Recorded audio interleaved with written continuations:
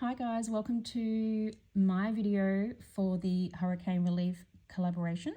I've joined Nate Bright Art and so many other wonderful artists.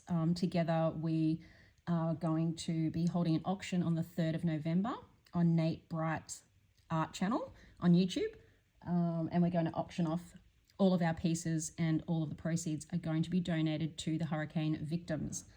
So very, very proud to be a part of this special collaboration, and I wanted to thank Nate and also Sheleeart Co for this beautiful benevolence piggy that you just saw there. It is a stunning turquoise that Lisa Marvin actually is responsible for suggesting this color. And yeah, so Billy and myself from Sheleeart Co, very proud to be offering $5 per jar sold of benevolence alongside the auction funds that we raise all together as a team. So yeah, join us on Nate Bright Art's YouTube channel on the 3rd of November, and I hope you like my piece, and I hope that you want to bid on it. And yeah, I'm just really looking forward to raising this money for the hurricane victims. And yeah, it's been a really enjoyable process, and thank you to all the other artists that have joined me in this special collaboration as well. So yeah, hope you enjoy. So I'm going to start with Matisse Prussian Blue. I'm a little bit fussy with my Prussian Blue. They're very different across the different brands. This is one of my favorites because it's quite a deep, dark version of the color. I actually forgot that I own some really good paddle brushes for this particular ombre painting technique I'm trying to brush on here. I had something happen to the first piece that I made, so this is actually my emergency redo piece. So I wasn't really thinking that straight. I was just trying to get the job done. So I actually have some brushes that are not designed for this, but yeah, in the end it worked out okay. I just had to kind of go over it a little bit more, and the brush strokes were nice and even in the end, and the cobalt teal that I put in the middle really helped the transparent colors, the phthalo turquoise and that Prussian blue blend in better together, because obviously the opaque teal, the transparent, needed that opaque to sort of give it more coverage. So yeah, not doing too bad a job here for someone that doesn't really do a lot of brush work. And just lightening up the ends there a little bit. I thought they were a little bit dark, so I just popped a little bit of white on my brush, and now I'm giving it a little dry with the hairdryer to prepare it for my wave transfers.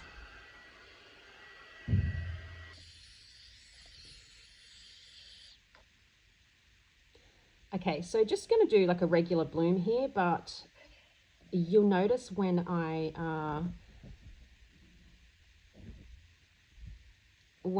come to putting the teal on, I'm putting it around the outside. I'm doing that now with the abalone as well. I just want to, so the thing is with the wave transfer, I would really like to get a bit of the teal on the end of the scraper, so that it's hard to explain, but when you see me do it, you'll understand. I want the teal out in the dark part of the ombre background. So I've put a big blob of it on the outside so that when I scoop it up, hopefully I can drag it across and have that teal in the dark area rather than over the teal that's in the middle. So I'm just going to layer up my paints and bloom as per usual. Not taking too much care with the outside of my bloom, where I blow the petals on the outside of my bloom. I just really need them to be popping some cells and having a few petals. They're all going to get stretched out anyway with the transfer, so I'm not looking for the perfect bloom or the perfect blow here.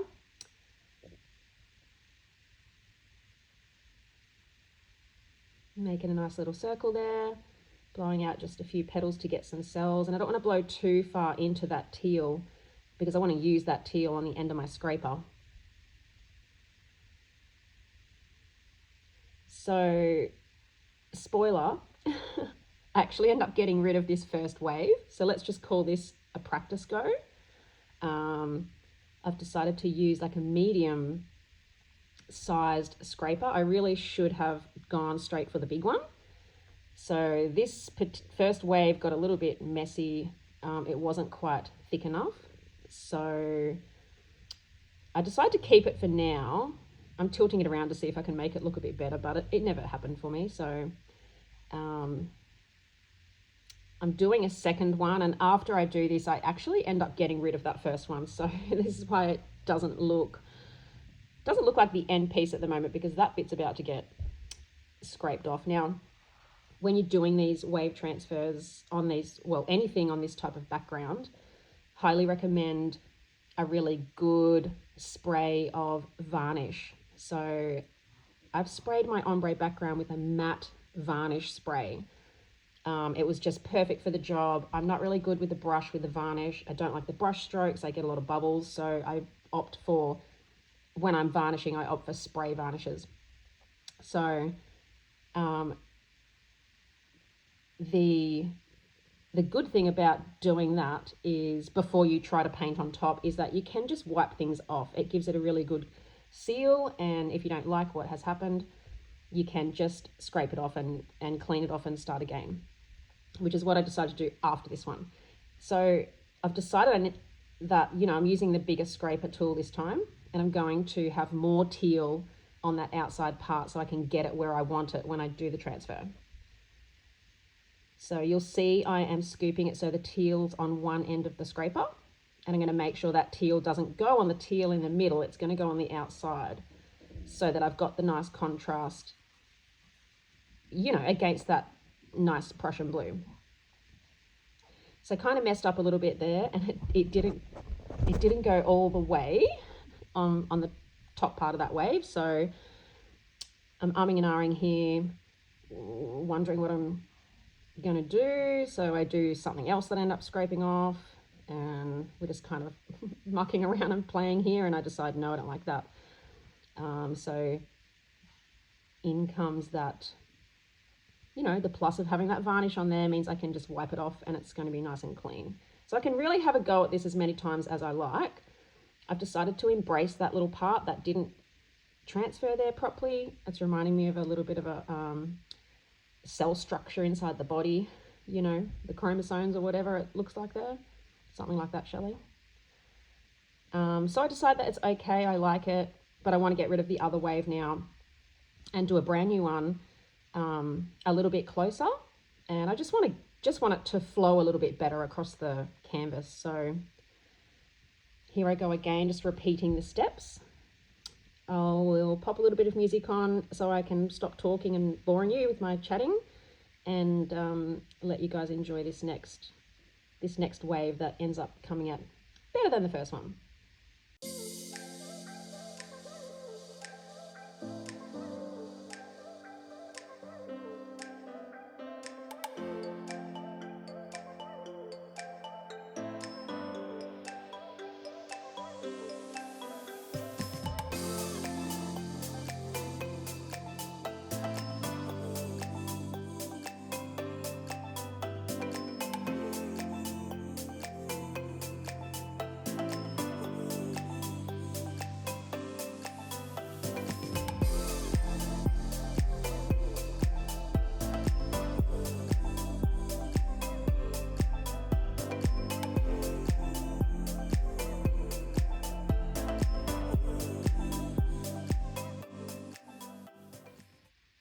Okay, I am much happier with this particular transfer. I'm definitely glad I went for the bigger scraper. On this size canvas, it was definitely a good choice. I think it's a 6-inch paint scraper, just a plastic one. And I love it for these transfers because, yeah, it just has that nice sharp edge to it. To flip that wave up and make it look a little bit 3D. It's all in how you drag it across and twist your wrist around as it flows across. So I'm judging it at the moment, wondering if I should get rid of the little splattery bit at the bottom.